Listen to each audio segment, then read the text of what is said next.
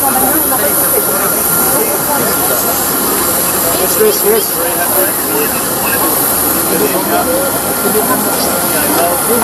Ngomong.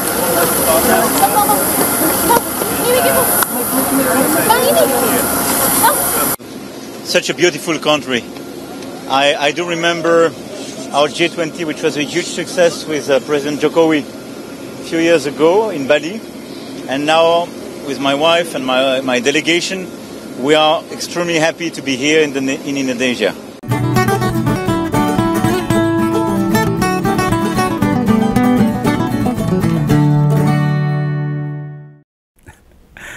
Fenomena mengungsikan wakil presiden di saat ada kunjungan atau tamu negara itu jelas sebuah keanehan yang diperlihatkan kepada masyarakat. Nggak mungkin hal kayak ginian itu terjadi alamiah atau sebuah kebetulan saja. Begawan sudah mencatat loh, setidaknya ada 2 tamu negara yang level internasional. Kok mesti Gibran itu ditugaskan keluar pulau, menjauh dari Jakarta. Ini aku ngarang loh, orang gawe-gawe ini. Yang juga bikin otak kita mikir ini, mengapa penugasannya tuh mesti 2 hari? Nah, ini kenapa? Apa sih yang bikin presiden mesti harus mengungsikan dalam tanda petik wakilnya itu keluar Jawa itu? Ya mungkin banyak ngompoler atau haters ngompol melihat tidak ada hubungannya. Beneran begitu, orang hubungannya, tidak ada sangkut pautnya sama sekali.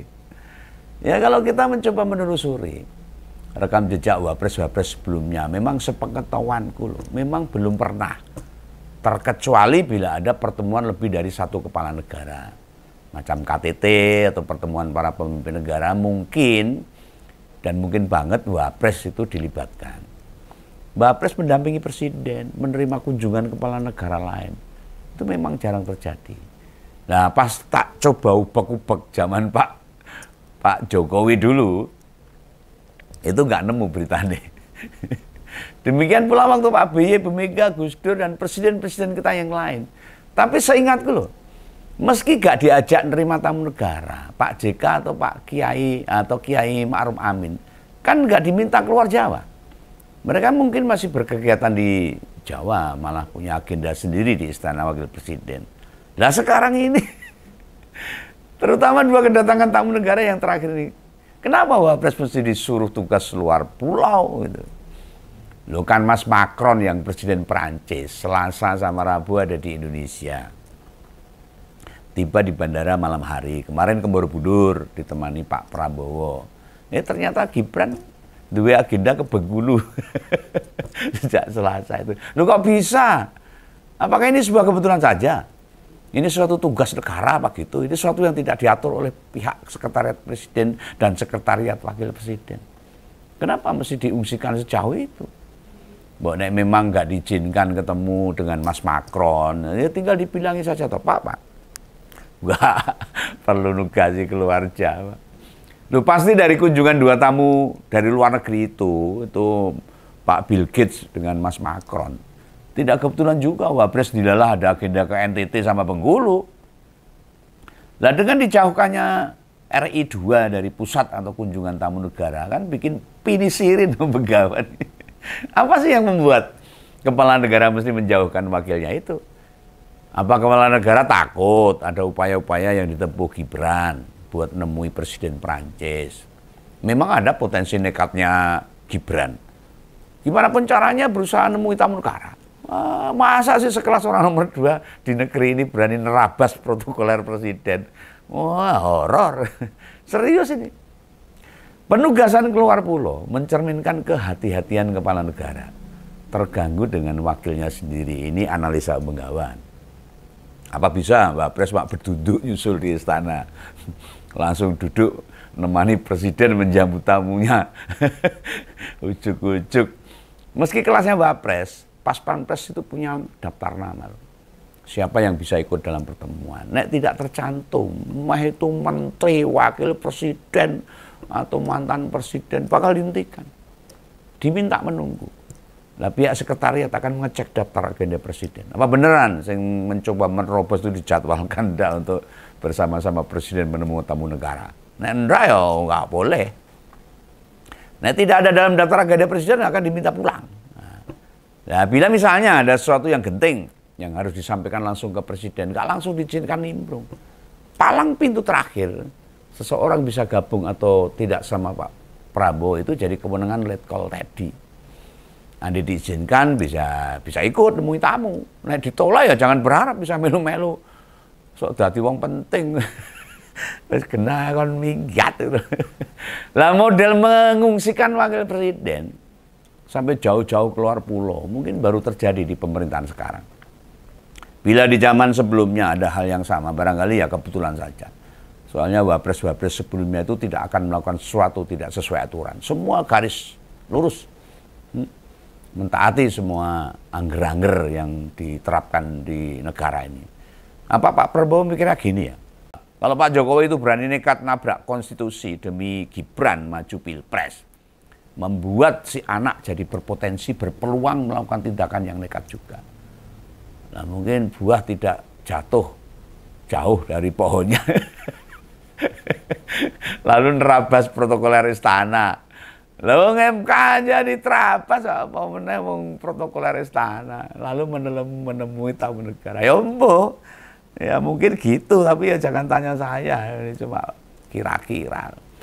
Kudunya itu para jurnalis istana itu menanyakan hal ini.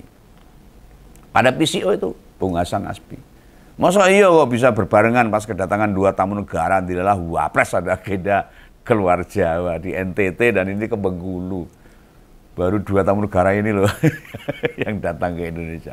Nah untuk kunjungan tamu-tamu negara sebelumnya yang dua terakhir ini, Begawan tidak mencermati ini. Gibran ditugaskan keluar Jawa apa nggak tahu. Yang pasti nggak ada itu dia nimbrung ke pertemuan presiden sama tamu negara.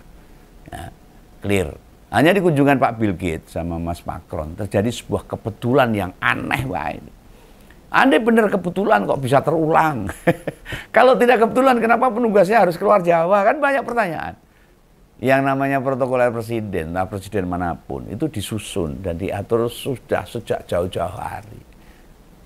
Ya, nggak dadaan, nggak ujug-ujug pada ke tahu bulan digoreng dadakan 500 rupiah, nggak begitu. Agenda seorang kepala negara disusun bisa 2 bulan atau 6 bulan sakdurunge. Jadi ditata, diagendakan, agenda kunjungan kepala negara atau menerima kunjungan kepala negara lain. Direncanakan bisa setahun sebelumnya. Dan aktivitas kepala negara luar itu terperinci. Baik jam dan aktivitasnya yang mau dijalani detail. Ya toh? Tidak ngawut itu. Tidak hanya itu, yang menemani siapa itu ditentukan duluan. Gak bisa cara tiba-tiba, wae Pak Menteri, ngancam gak bisa. Menyusupkan orang bisa ikut gabung, kelasnya wakil presiden gak bisa. Wapres sih bisa saja nimbrung, turut bergabung dengan catatan atas permintaan tamu dan atas persetujuan Presiden Prabowo. Nah, gara-gara ini ya, yang membuat penugasan Wapres sampai jauh dari istana. Takutnya pas Macron tiba di istana bersalaman dengan presiden, dia terus ngomong, Pak Presiden, wah, mbok kon kae wapresmu, yang anaknya mantan presiden, mbok kon rene sisan gabung, aku butuh takon kabare bapak, ya kan tanya gitu kan. Dan malah bahaya. Intinya Mas Macron pengen bertemu Gibran misalnya, pengen tahu kabar Jokowi. Lah mau bagaimanapun, keduanya kan sempat beberapa kali ketemu waktu itu. Andai Gibran berada di Istana Wapres, gak mungkin dong gak dipanggilkan. Terus ikutan ngobrol bareng. Oh ini bisa jadi. Lalu ditugaskanlah jauh, biar bisa alasan. Lagi dinas luar Pulau Jawa, sehingga gak mungkin dipanggil buat ketemu sekalian. Wah ini cuma perkiraan Begawan aja kan nuduh. Artinya nggak mungkin ada model bludus-bludus, nimbrung-nimbrung dadaan tanpa pemberitahuan sebelumnya. Jangankan agenda presiden sewaktu bersama tamu negara. Lalu agenda tamu negara selain sama presiden yang dikunjungi itu pasti sudah ditentukan. Siapa yang berhak menemani? Misalnya nih pas Pak Bill Gates itu sama Mas Macron mendarat di bandara. Yang menjemput itu juga kelasnya pejabat penting dan rata-rata levelnya menteri, bukan wakil presiden. Nggak tahu juga ini kenapa bukan Pak Pres yang bisa nyambut. Loh, saking penisirinya Begawan ini. Saya nyari informasi. Ini kok gak nemu jawaban yang konkret. Ya, kalau ada Kompolnas yang kebetulan bekerja di protokol negara maupun kepala daerah, kasih bocoran dong. Apa ini kira-kira dengan penugasan 2 kali keluar Jawa bersamaan dengan agenda presiden terima tamu kenegaraan. Lu pasti dibatin lah itu sama Gibran. Yang kayak gini itu pasti ganjel. Bikin dia mikir siapa yang mengusulkan supaya keberadaan dirinya dijauhkan dari Jakarta ini. Pas ada tamu kenegaraan. Berulangnya kejadian yang sama 2 kali baruan ini bisa jadi kebiasaan baru. Gibran di Solo memang suka keliling, tapi belusukan di Solo sama di Indonesia ya beda banget lah. Belusukan sekelas luas negara kita mungkin hanya sanggup dijalani orang-orang tertentu. Selain Jokowi ya Pak Deddy Mulyadi yang siap turun ke berbagai pelosok. Bagaimana sama Gibran? Kan tahu sendiri. Selama 7 bulan jadi orang kedua, memang berapa provinsi yang sudah dia datangi? Semua pulau baru didatangi sekali selain di Jawa. Baru Kalimantan yang dikunjungi kedua kalinya. Sedangkan ke Papua belum pernah belas dilakukan sejak dilantik Oktober lalu. Nah ini balik lagi nih ke soal Gibran ini yang dikirim ke Bengkulu. Pasti ada kegiatan resmi kenegaraan lah. Tidak mungkin diutus keluar Jawa ning ora kon ngopo-ngopo kon dolan tok ya ora mungkin. Pengen tahu apa yang sempat dilakukan Gibran di sana? Ya macam-macam. Ikut kapal laut Tunda Bunga Rafflesia buat ngecek pendangkalan laut. Berkunjung ke korban gempa Bengkulu. Lalu mampir ke SPBU tuh untuk memantau kelangkaan BBM di sana. Sama diskusi sama 6 mahasiswa Bengkulu. Sedangkan hari ini Gibran juga ngasih sumbangan bencana gempa. Nah, pas diskusi selama Selasa malam sama mahasiswa itu, kok yang melu ngobrol mau 6 mahasiswa saja. Bukannya di Bengkulu itu ada banyak kampus. Apa memang sengaja dibatasi? Mahasiswanya dipilih sing biasa wae, gerang repoti Wapres takut. Lalu lebih dari 6 mahasiswa, selain dikhawatirkan muncul pertanyaan tak terduga, diskusinya mesti kelamaan. Selak ngantuk jam 09.00, selak bubuk itu loh. Lu ngajak diskusi mahasiswa itu sama kayak kita mengeronda loh. Bisa tekan sampai subuh itu. Gak tahu juga sih. Kok 6 orang mahasiswa itu mana saja dan mewakili organisasi mahasiswa apa saja. Atau mau bocah-bocah yang sudah dikondisikan. Yang tidak terlalu kritis juga. Padahal di Bengkulu itu ada Universitas Bengkulu, ada Universitas Islam Negeri Fatmawati, Soekarno Putri, ada Universitas Negeri Bengkulu, Universitas Muhammadiyah Bengkulu, dan lainnya banyak, itu ribuan mahasiswa. Tapi kenapa cuma 6 nil tok yang diajak diskusi? Tahu alasannya? Ya pikir sendiri. Masa saya harus jelaskan? Oke ya, jangan salah paham. Ini pendapat Begawan.